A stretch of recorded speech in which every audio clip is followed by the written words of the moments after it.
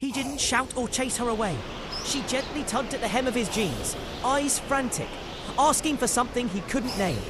One bite, one look, and a stranger's quiet hike turned into a promise he couldn't ignore. She led him without barking, glancing back as if spelling a word with each step, until the trees parted on a rotten door and the smell of neglect hit him.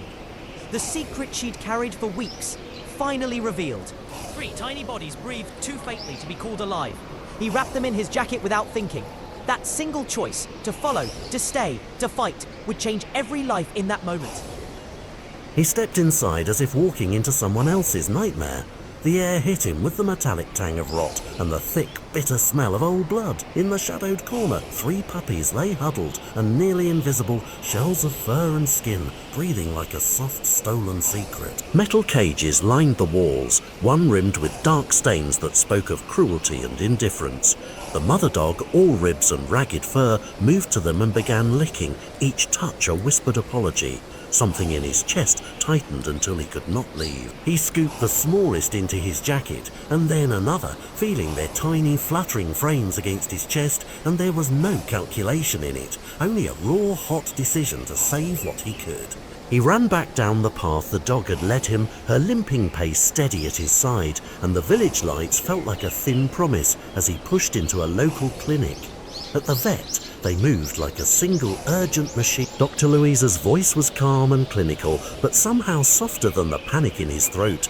They worked with syringes, warm towels, a frantic rhythm of compressions when one pup's breath stopped. For hours the world narrowed to heartbeats, to the hiss of oxygen, to the tiny miracle of a shallow intake of air after a long, impossible stillness. When a pup breathed, everyone at the table exhaled in the same held space. When a pup failed to respond, the room fell and then rose again with effort.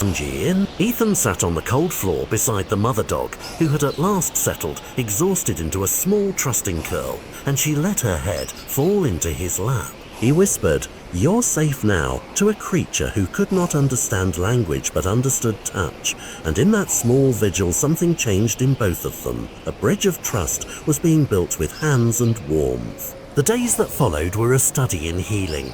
Bowl by bowl they drank. Fur began to lift from skin like new pages turning, and the puppies grew from whisper breaths to clumsy barking light. Ethan set up a small corner of his cottage with blankets and gentle light, and Luna, the name he gave her because of the pale crescent of light he'd seen in her once wild eyes, slept in the doorway as if guarding a new world. People from the village began to notice. Someone left a bag of food on his porch, another brought a towel, and a neighbor with a truck offered to help with supply.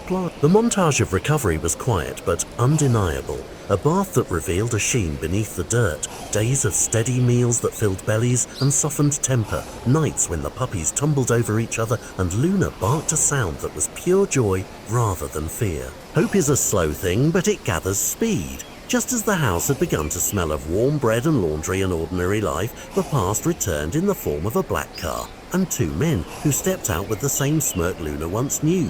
Ownership, entitlement, a claim like a cold hand. A claim like a cold hand. Luna stopped and stared, low growl vibrating in her chest. The men said she was theirs. Ethan felt an old anger rise up, a protectiveness that had nothing to do with law and everything to do with what was right. He said, simply, "She's not going anywhere." Words were thin in the face of their cruelty, but something in Luna had been remade. She no longer flinched at raised voices. Instead, she positioned herself between him and the men, head high, chest forward. The men tried intimidation and then something softer, bargaining, then bluff. Luna did not move. The men hesitated and then left because some courage is quieter and more terrible than threat. That night, the hearth made the room golden and the puppies slept in a steaming pile of warmness. Luna lay close to Ethan and let out a long, deep sigh that sounded like a life settling in. Weeks turned to a new routine. Vet checkups that turned into vaccinations, slow walks in fields where she would stop and tilt her head at birds, the puppies chasing sunbeam. Ethan thought often of the day on the trail, how a bitten hem had been a lifeline, and sometimes he would touch the place on his jeans as if to honor that decision. The village, which had once turned away, now had a small congregation of helpers and a network of messages about adoption and support. Luna watched children on the lane and let them approach because trust had been earned, and when she barked, it was an invitation. The smallest puppy, the one who had almost died on the table, grew into a fierce, silly presence and would leap into Ethan's arms without hesitation. It was not a fairy tale. The scars were there, visible in twitching flinches when doors slammed, in Luna's extra long pauses before stepping into unknown places. But healing is honest work, and each day made the story simpler. Fear loosened its grip, hands offered kindness and life, stubborn and beautiful. Pressed on the last night of the story, Ethan sat by the fire and Luna pressed her head into his palm, a small heavy weight of trust. He thought of the men who had left and of the shack that still stood half swallowed in the brush, and he wondered how many other shadows waited beyond the roads. He did not have answers, only this: one choice had saved lives. Sometimes all it takes is a stranger who decides to follow a pleading look. If you can, help a rescue organization, report abuse, consider adopting, or simply share this story so someone else sees it and acts. Luna lifted her head and blinked at him with deep, bright eyes, and for the first time in a long while she did not seem haunted, she seemed home.